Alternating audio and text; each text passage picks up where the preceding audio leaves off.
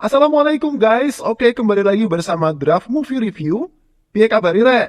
Terima kasih buat para penonton setia Draft Movie dimanapun kalian berada. Semoga kalian semua selalu sehat ya. Kali ini Draft Movie sudah merangkum sebuah film yang berjudul Yogi. Bagaimanakah keseruan filmnya? Gak perlu banyak basa-basi, ini dia alur ceritanya.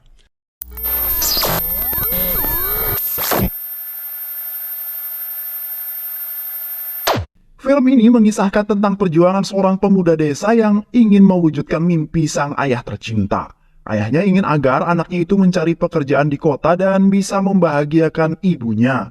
Namun, takdir berkata lain, ia justru menjadi seorang gangster paling ditakuti di sana. Penasaran dengan kisahnya? Kuilah, gasken. Film ini diawali dengan seorang pemuda yang sedang menari-nari. Pemuda itu bernama Eswar.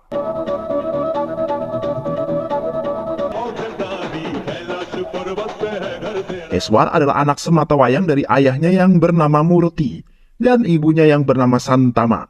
Murti adalah seorang instruktur nari di desanya. Itulah mengapa Eswar sangat senang dalam menari. Suatu ketika, Eswar melakukan sebuah sandiwara kepada emaknya.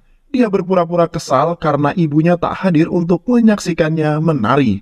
Santama menjelaskan kepada Eswar bahwa penyebab ketidakhadirannya itu karena dia sedang membeli obat ayahnya yang sedang sakit. Ternyata, kata-kata Santama itu tak sedikit pun membuat hati Eswar simpati. Eswar kemudian melanjutkan sandiwaranya dengan memarahi emaknya. Namun, sang emak malah menari-nari untuk menghibur kekesalan Eswar. Eswar yang melihat hal tersebut tentu saja langsung ikut menari bersama emaknya. Eswar tak akan pernah bisa memarahi Santama karena dia sangat menyayangi emaknya tersebut. Begitulah dengan Santama, dia sangat mencintai dan menyayangi Eswar. Apalagi, Eswar adalah anak satu-satunya di keluarga tersebut. Butuh waktu yang sangat lama bagi Santama untuk bisa memiliki Eswar. Dia harus menunggu 22 tahun, baru kemudian dianugerahi Eswar. Suatu hari, seorang datang menemui Murti untuk mengatakan kepadanya bahwa Eswar sedang menari di kuil. Mendengar hal tersebut, hati Murti menjadi kesal. Dia tahu bahwa dirinya memang seorang instruktur nari, namun dia tak ingin Eswar mengikuti jejaknya. Dia ingin Eswar pergi ke kota untuk mencari sebuah pekerjaan. Ibu Eswar yang mengetahui hal tersebut, kemudian mengatakan kepada Eswar, "Ayahmu akan marah jika mengetahui bahwa kamu tadi ikut menari di kuil ini. Ambillah obat ini, anggap saja bahwa kamulah yang membeli obatnya," ujar Santama. Eswar menuruti perkataan emaknya itu. Dia kembali ke rumahnya dengan membawa obat di tangannya. Namun di rumah, Murti telah mengetahui bahwa Eswar berbohong. Kebohongan Eswar itu diperparah dengan seseorang wanita yang datang dan mengatakan bahwa Ibu Santama meninggalkan catatan resepnya. Kini, Murti menjadi sangat kesal. Jantungnya berdetak dengan sangat kencang karena di saat ini sedang memarahi Eswar. Hal itu membuat penyakit Murti pun kambuh. Dadanya menjadi sesak dan kepalanya menjadi pusing. Ternyata penyakitnya itu semakin menjadi parah. Murti lalu menyampaikan nasihatnya kepada Eswar bahwa dia sangat ingin Eswar bekerja. Dia ingin Eswar memiliki penghasilan yang cukup, sehingga jika dia meninggal nanti, Eswar mampu membiayai kebutuhan emaknya. Eswar menjadi sangat tersentuh dengan perkataan ayahnya tersebut. Dia berjanji akan bekerja ketika pabrik yang ada di desanya ini telah dibuka. Keesokan harinya, sahabat Eswar yang bernama Baswa baru saja tiba dari kota. Baswa menceritakan bahwa dirinya sekarang menjadi orang yang sukses di kota.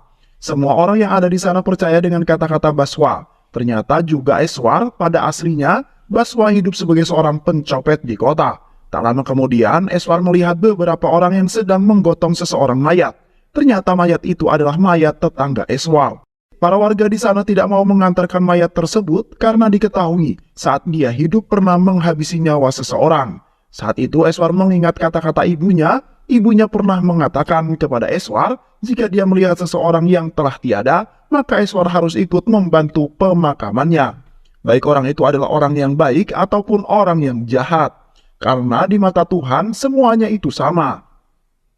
Eswar kemudian membantu pemakaman mayat itu sesuai dengan tradisi di desanya. Dia menari-nari hingga sampai ke tempat pemakaman sang mayat. Di saat yang bersamaan, kondisi ayah Eswar kini semakin memburuk. Dirinya sekarat dan akhirnya meninggal dunia. Santama yang ada di sana tak mampu berbuat banyak. Dia hanya bisa menangisi kepergian suami tercintanya tersebut. Tak lama kemudian, Eswar kembali ke rumahnya untuk menceritakan apa yang telah dilakukannya. Namun sesampainya di rumah, dia mendapati ibunya yang hanya tertunduk lesu dan tatapannya kosong. Eswar yang curiga dengan ibunya itu kemudian pergi ke kamar untuk memastikan kondisi sang ayah. Dan benar saja, sesuai dugaannya bahwa sang ayah telah tiada.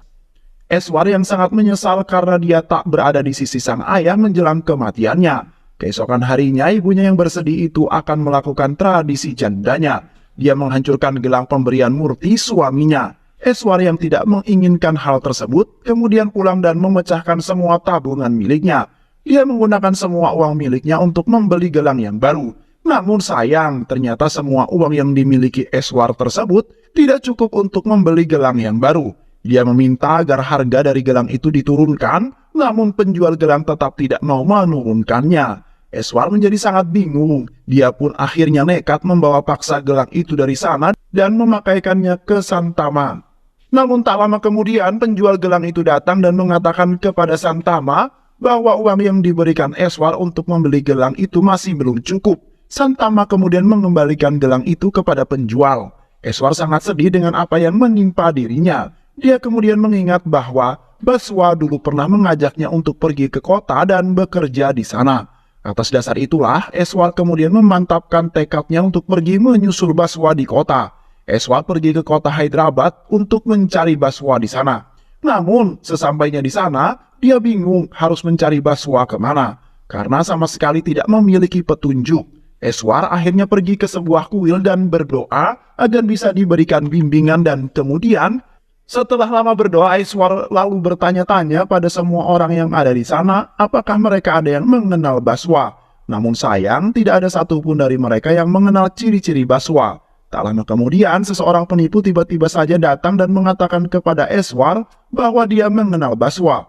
Dia akan mengatakan keberadaan Baswa, namun dengan satu syarat, yaitu jika Eswar mau membelikannya makanan. Eswar yang polos dan baik hati tentu tanpa pikir panjang menyetujui permintaan tersebut. Dia membayar semua makanan yang dipesan penipu tersebut. Namun, saat penipu sudah kenyang, dia pergi meninggalkan Eswar dengan alasan bahwa dia akan segera memanggil Baswa kemari. Eswar terus menunggu Baswa di tempat itu hingga larut malam. Pemilik kedai yang tak tega melihat Eswar terus menunggu pun akhirnya memberikan Eswar selimut. Eswar tidur dengan nyenyak di sana, namun tak lama kemudian Eswar terbangun karena dikejutkan dengan dua buah mobil yang saling beradu banteng. Ternyata mobil itu adalah mobil dari Kotailah yang merupakan mafia terbesar di kota tersebut dan yang satunya lagi adalah mobil dari Saidulu, adik dari Narsing yang merupakan preman sekaligus mafia saingan Kotayah. Mereka berdua adalah mafia tanah yang sedang berkonflik. Saidulu bersama anak buahnya datang untuk menghabisi Kotailah. Mereka menyerang Kotailah dan Krishna, asistennya yang cacat fisik dengan sangat kejam. Namun Eswar yang tidak tahan melihat kekejaman itu langsung berteriak untuk meminta mereka berhenti. Saidulu dan anak buahnya kemudian pergi meninggalkan Kotailah di sana. Sedangkan Eswar langsung membawa Kotailah dan asistennya yang sudah terluka parah ke rumah sakit. Keesokan harinya polisi datang ke TKP untuk melakukan penyelidikan. Berdasarkan hasil penyelidikan, Eswar kemudian ditahan oleh pihak kepolisian karena diduga merupakan anak buah dari Kotailah yang sulit dijerat hukum. Eswar tentu saja membantah tuduhan tersebut. Dia menjelaskan kepada polisi bahwa dia adalah pemuda desa, baru saja tiba di kota ini dan sama sekali tidak mengenal siapa itu Kotailah. Namun polisi tak mempercayai kata-kata Eswar begitu saja. Mereka tetap yakin bahwa Eswar adalah anak buah dari Kotailah. Tak lama kemudian, Chandra, sang pemilik kedai datang ke kantor polisi untuk menyelamatkan Eswar. Chandra membenarkan perkataan Eswar dan menambahkan bahwa dia adalah kerabat saya yang baru saja datang dari desa. Tapi polisi masih tak percaya begitu saja. Jika benar orang ini adalah kerabatmu, lantas siapakah namanya? Ujar polisi tersebut. Chandra yang panik kemudian secara spontan menyebutkan bahwa nama kerabatnya itu adalah Yogi. Setelah lama berpikir, polisi akhirnya membebaskan Eswar dari sana. Chandra meminta maaf kepada Eswar karena telah memberikannya nama Yogi. Aku spontan memberikanmu nama Yogi karena Yogi adalah nama dari almarhum anakku, ujar Chandra. Eswar sama sekali tak keberatan dengan itu semua. Eswar lalu menceritakan kepada Chandra tentang alasannya datang ke kota ini. Eswar datang ke kota ini untuk mencari pekerjaan. Dia ingin menggunakan uang gajinya nanti untuk membelikan ibunya sebuah gelang dan membuat hidup ibunya bahagia. Chandra terharu mendengar niatan itu. Dia kemudian mempekerjakan Eswar di kedai warung miliknya. Itulah awal dari Eswar yang kini lebih dikenal dengan nama Yogi. 6 bulan kemudian, Narsing menghubungi seorang preman yang kelihatannya sedang menderita sakit. Walaupun kelihatannya demikian, namun pada kenyataannya dia adalah preman yang terkenal di wilayah tersebut. Dia meminta preman itu mengancam Kotailah agar tidak lagi mengganggu urusannya. Preman itu menyetujui permintaan Narsing. Kotailah lalu dipanggil untuk segera datang ke tempatnya.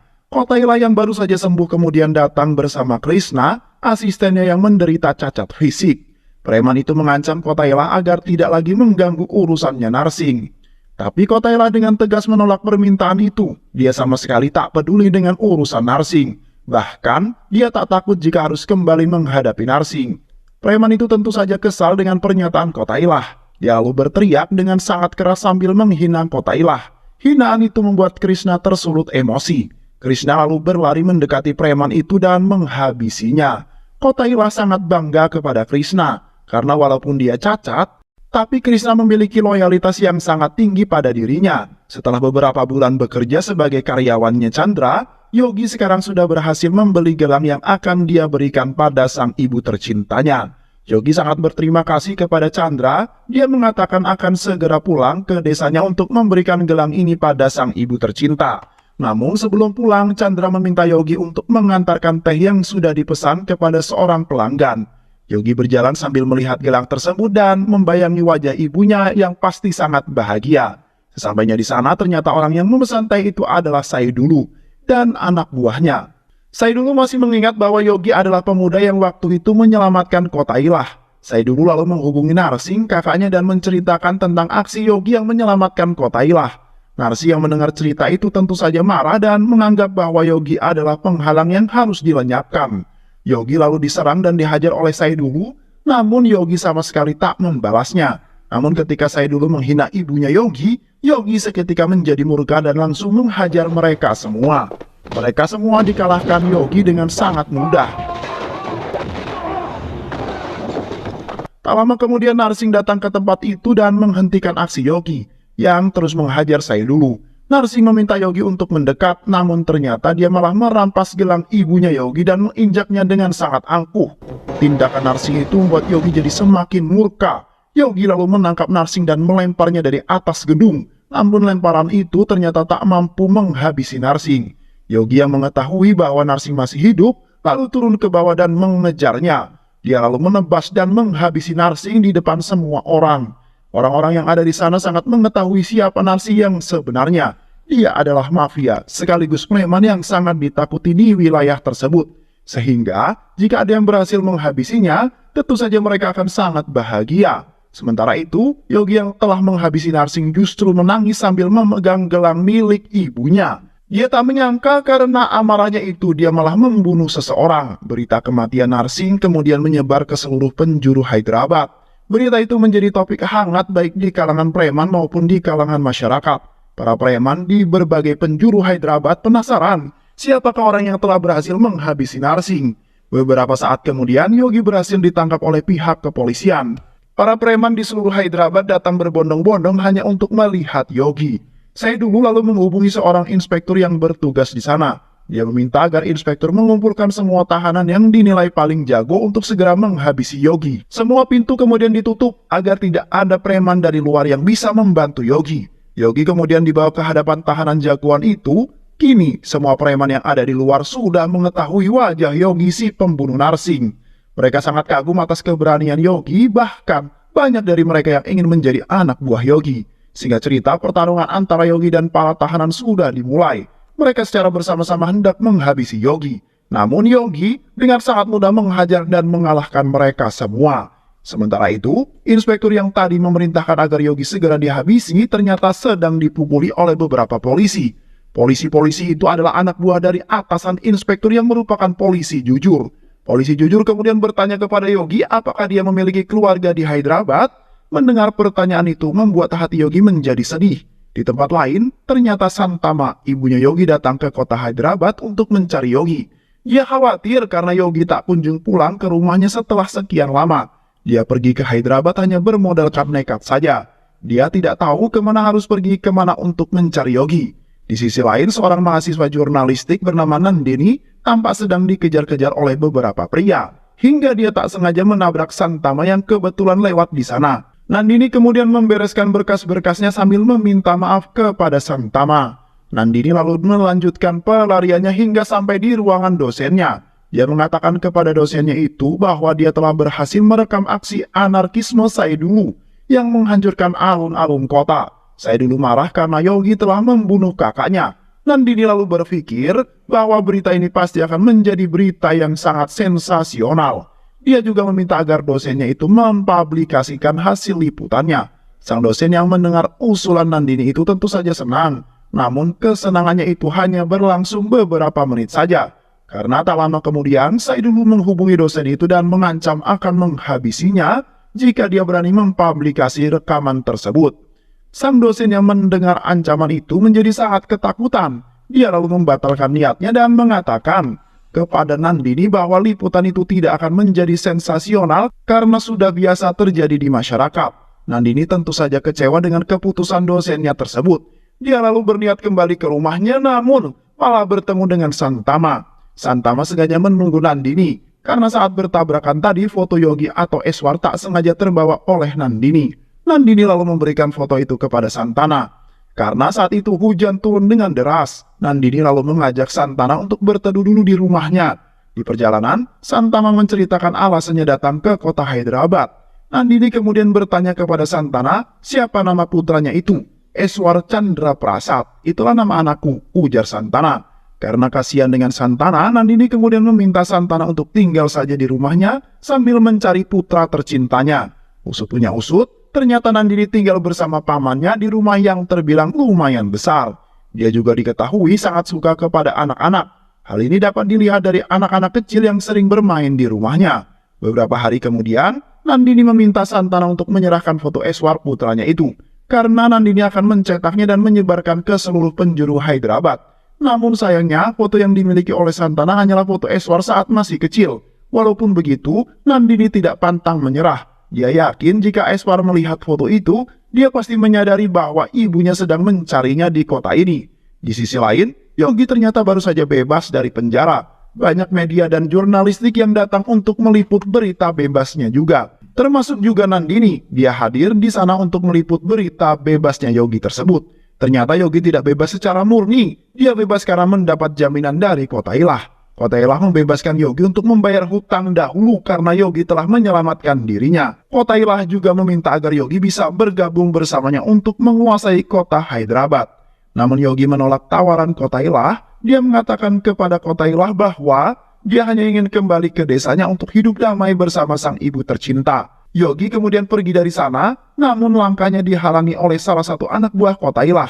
Yogi pada awalnya tidak ingin meladeni anak buah Kota Ilah, namun karena dia mengeyel, tak mau pergi dari hadapan Yogi, Yogi kemudian membantai anak buah Kota Ilah itu hanya dengan sekali pukulan. Hal itu membuat Kota Ilah tercengang dengan kekuatan Yogi.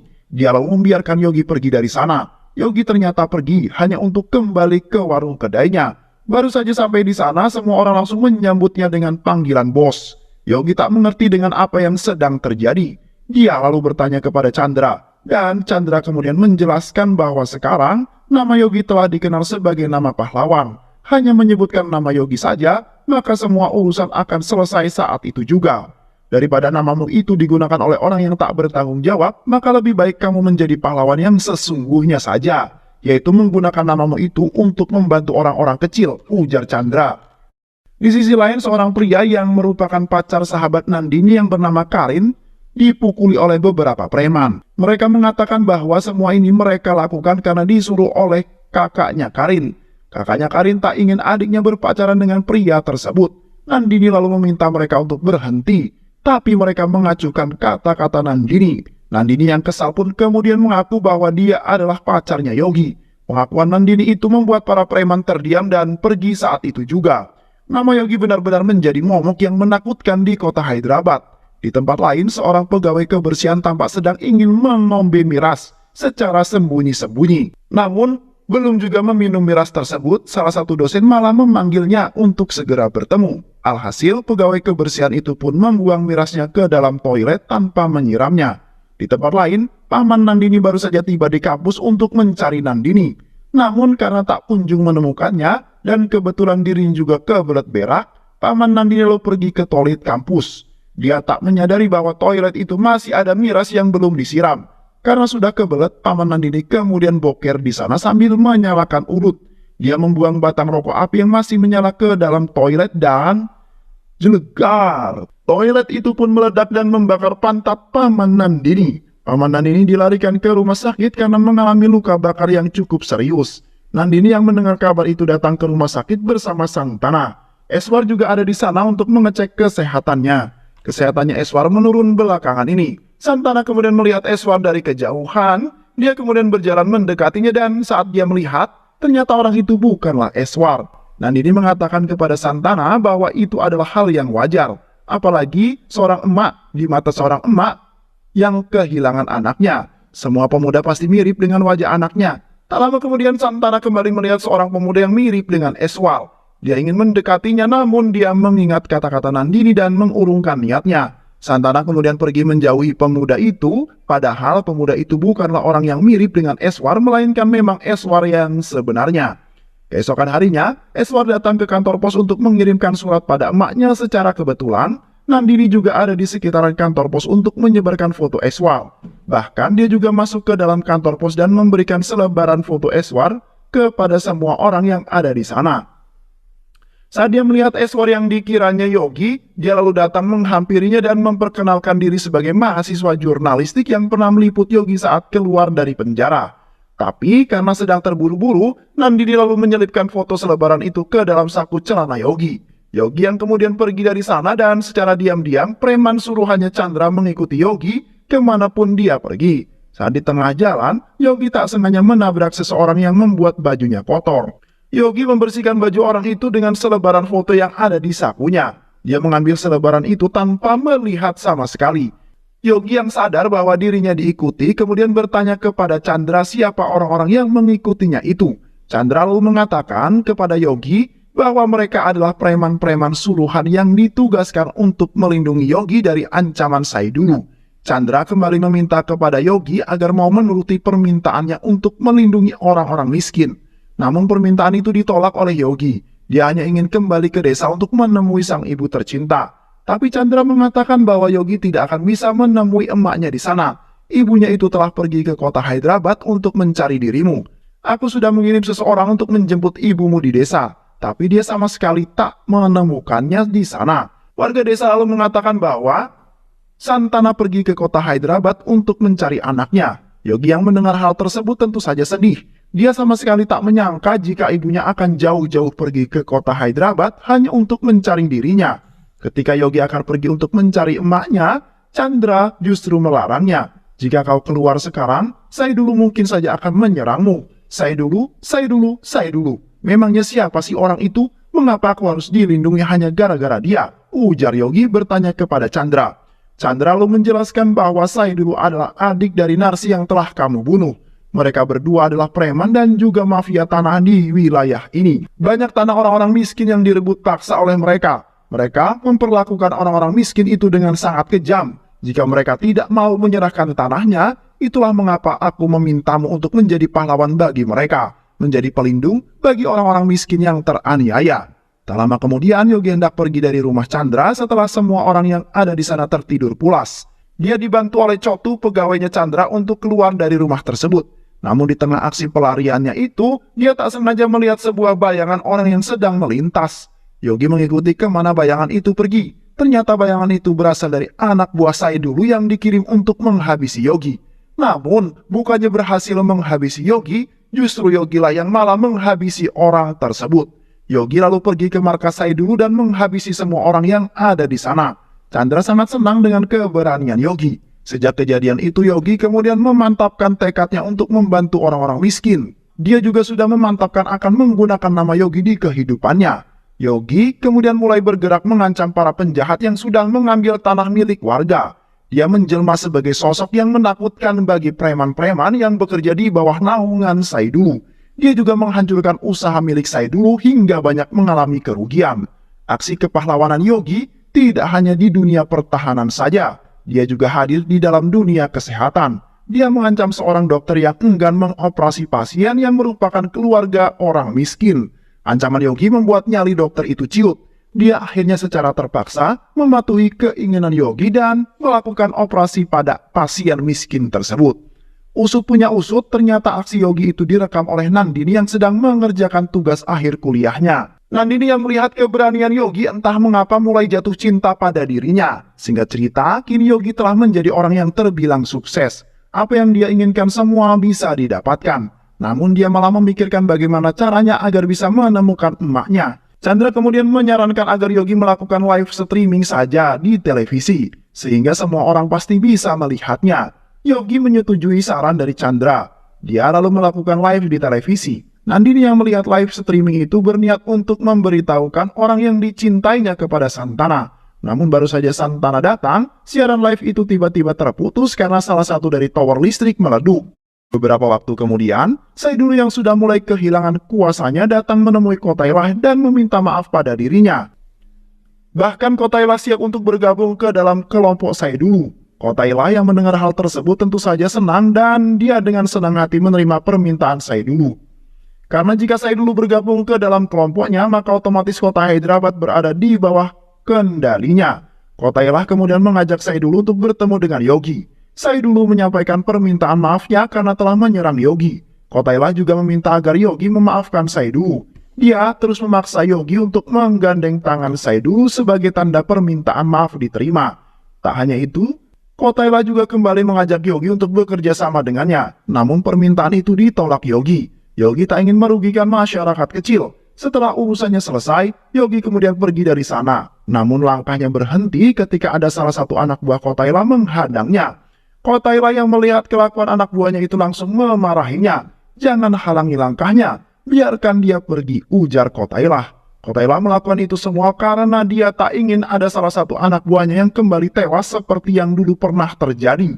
Kau beruntung karena Yogi masih bersabar. Karena jika tidak, kau pasti sudah tewas sekarang. Karena satu hantaman dari Yogi, ujar Kotailah yang memarahi anak buahnya. Saidulu yang melihat keangguhan Yogi itu kemudian merasa kesal. Dia menghasut Kotailah untuk segera menghabisi Yogi. Jika kita tidak menghabisi Yogi sekarang, maka dia bisa mengambil semua kekuasaanmu suatu hari nanti, ujar Saidulu. Kotailah sempat termakan hasutan Saidulu, namun Krishna asistennya mengingatkan kepada Kotailah bahwa mereka tidak boleh melakukan hal itu, karena Yogi pernah menyelamatkannya dulu. Kotailah menjadi bingung, namun setelah berpikir beberapa saat, dia menyetujui pendapat Saidulu. Kotailah dan kelompoknya bersiap untuk menyerang Yogi. Keesokan harinya, Nandini datang menemui Yogi untuk meminta izin agar Yogi bersedia untuk diwawancarai. Nandini akan menulis artikel tentang Yogi sebagai bahan skripsinya nanti. Yogi pada awalnya menolak untuk diwawancarai. Tapi karena Nandini terus memaksanya, Yogi akhirnya setuju dan diwawancarai. Yogi lalu menceritakan semua kisahnya mulai dari awal saat dia datang ke kota Hyderabad, hingga saat dia bisa menjadi seperti sekarang ini. Namun di tengah acara wawancara itu, salah satu anak buah Yogi ditembak oleh Saidulu dari kejauhan. Yogi yang mengetahui hal tersebut tentu saja marah. Dia berlari mengejar Saidulu, namun Saidulu berhasil melarikan diri. Yogi kemudian pergi bersama anak buahnya untuk mencari Saidulu ke markas Kotailah. Setelah beberapa saat melakukan pencarian, mereka tak kunjung menemukan Saidulu di sana. Yogi lalu memperingati Kotailah untuk tidak macam-macam dengannya. Karena jika Kotailah berani mencapkan taringnya, Yogi memastikan akan menebas leher Kotailah. Yogi bersama anak buahnya kemudian pergi dari sana. Tak lama kemudian, Saidulu muncul di hadapan Kotailah. Ternyata Kotailah sudah merencanakan ini semua. Dia menyembunyikan Saidulu setelah aksi penembakan itu. Di sisi lain, Krishna yang sedang berjalan bersama Kotailah kembali memperingati tuannya itu untuk tidak melawan Yogi. Krishna mengingatkan Kotailah tentang kebaikan yang pernah Yogi lakukan kepada mereka dan keburukan yang pernah Saidulu lakukan hingga hampir menewaskan mereka. Krishna tidak ingin tuannya itu berada dalam bahaya. Oleh karena itulah dia memohon agar Kotailah tidak pergi mengganggu Yogi. Di sisi lain, Basha, sahabat Eswar saat masih di desa sedang mengincar kalung milik seorang gadis untuk dicuri. Namun aksi Bashwa itu hampir saja ketahuan oleh orang yang ada di sana. Baswa lalu berusaha untuk menyelamatkan dirinya dengan berpura-pura berdoa di sebuah kuil. Namun secara kebetulan, Eswar yang ada di sana mereka akhirnya saling bertemu setelah sekian lama berpisah. Eswar menceritakan kepada Baswa bahwa ibunya Santana ada di kota ini. Namun hingga saat ini Eswar masih belum berhasil menemukan ibunya tersebut. Usut punya usut, sebenarnya Santana ibunya Eswar juga ada di kuil tersebut. Mereka sebenarnya saling merasakan kehadiran satu sama lain. Namun karena mereka tidak saling melihat, mereka akhirnya kembali berpisah. Di dalam kampus, Nandini terlihat sedang memberikan hasil artikelnya tentang Yogi kepada dosennya. Setelah beberapa saat membaca artikel mengenai Yogi, sang dosen merasa ada kesamaan dari kasus Yogi dan kasusnya Santana. Di dalam artikel itu menjelaskan bahwa Yogi sedang mencari ibunya, sedangkan Santana sudah kita ketahui datang ke Hyderabad untuk mencari anak laki-lakinya. Dosen merasa bahwa mereka berdua pasti adalah seorang ibu dan anak. Nandini kemudian diminta dosennya untuk mencari tahu lebih lanjut tentang siapa sebenarnya Yogi ini dan dari mana dia berasal. Singkat cerita, Nandini kemudian pergi menemui Yogi dan menanyakan pertanyaan yang diperintahkan oleh dosennya.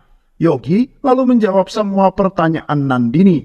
Dan berdasarkan jawaban itu, kini Nandini sudah mengetahui fakta yang sebenarnya. Bahwa orang yang selama ini dikenal sebagai Yogi ternyata adalah Eswar, putra dari Santana. Namun bukannya segera memberitahukan Santana, Nandini malah menghubungi dosennya dan menyampaikan bahwa apa yang dikatakan dosennya itu benar. Dosen Nandini kemudian menyuruh Nandini untuk segera memberitahukan hal tersebut kepada Yogi. Namun tiba-tiba anak buah Yogi datang dan mengatakan kepada Yogi bahwa sesuatu yang buruk sedang menimpa Chandra. Yogi langsung pergi bersama anak buahnya untuk menemui Chandra. Nandini yang berusaha mengejar Yogi kemudian berteriak bahwa ibunya Yogi ada di rumahnya. Namun teriakannya itu sama sekali tak didengar oleh Yogi. Sesampainya di kedai warung milik Chandra, Yogi sangat syok melihat warungnya itu telah habis dibakar oleh Saidulu. Saidulu juga menyandera Chotu yang merupakan salah satu pegawai Chandra di warung itu. Yogi menjadi sangat murka dengan kelakuan Saidulu. Dia bersama anak buahnya langsung datang ke tempat persembunyian Saidulu dan melibas semua orang yang ada di sana. Di sisi lain, Nandini yang sudah sampai di rumahnya langsung mencari Santana untuk mengatakan kabar baik itu. Tapi sayang Santana tak ada di rumah. Santana pergi berjalan-jalan dengan harapan akan bertemu dengan anaknya Eswal. Namun di tengah jalan, Santana justru bertemu dengan Bashha, sahabat Eswal. Bashha mengatakan kepada Santana bahwa dia kemarin bertemu dengan Eswal. Dia juga mengetahui di mana alamat Eswal tinggal. Santana yang mendengar hal tersebut tentu saja menjadi sangat bahagia. Bashha kemudian mengajak Santana untuk pergi ke alamat Eswal. Namun mereka tak mendapati Eswal di sana. Mereka lalu bertanya kepada orang-orang yang ada di sana, apakah mereka melihat Eswar? Namun tak ada satupun orang yang mengetahui keberadaannya. Mereka bahkan tak mengenal siapa itu Eswar. Baswa dan juga Santana tak berhasil mengetahui keberadaannya karena mereka menanyakan tentang keberadaan Eswar, bukan keberadaan Yogi. Sedangkan orang-orang yang di sana mengenal Eswar dengan nama Yogi. Baswa kemudian mengajak Santana untuk pergi ke kuil. Karena dia mengetahui bahwa Eswar akan berdoa di kuil setiap hari Senin.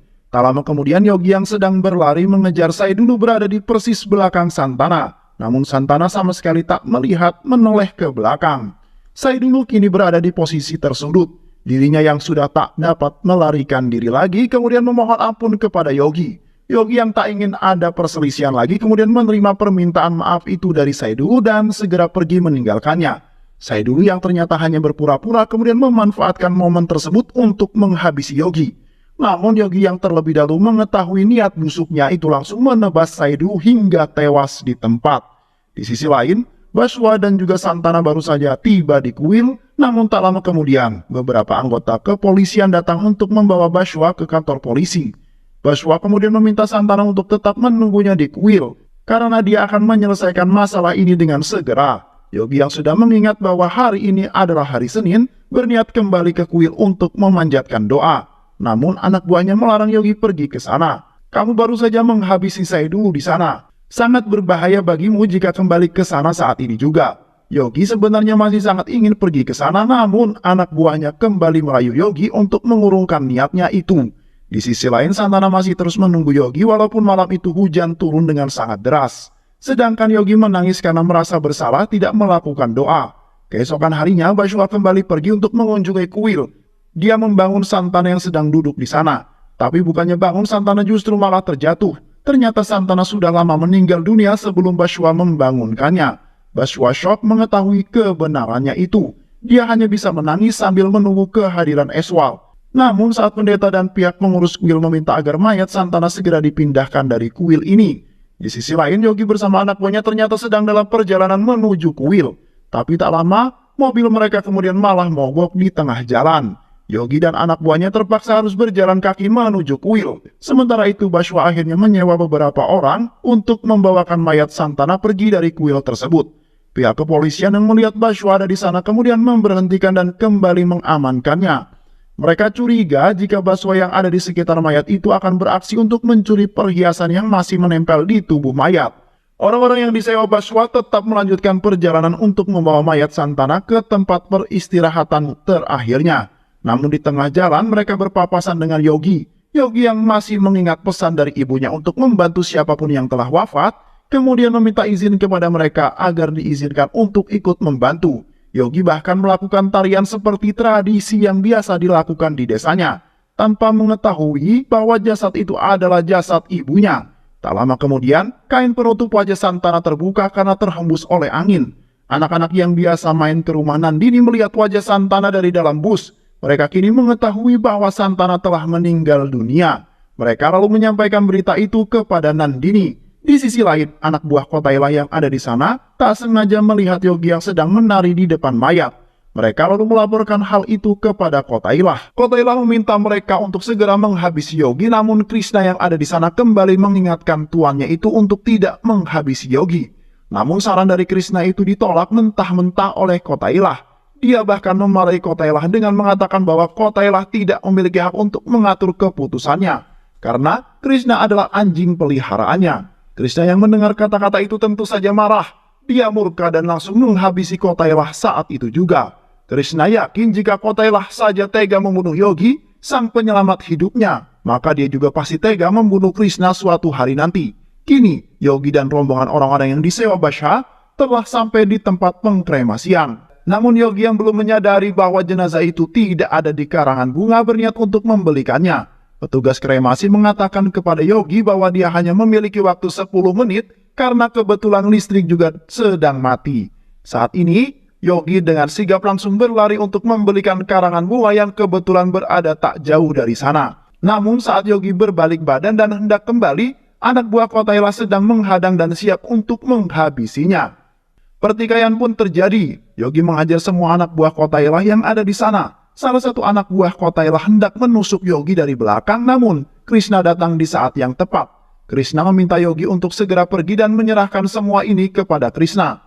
Di saat yang bersamaan jasad Santana telah dibawa masuk ke dalam alat pengkremasian.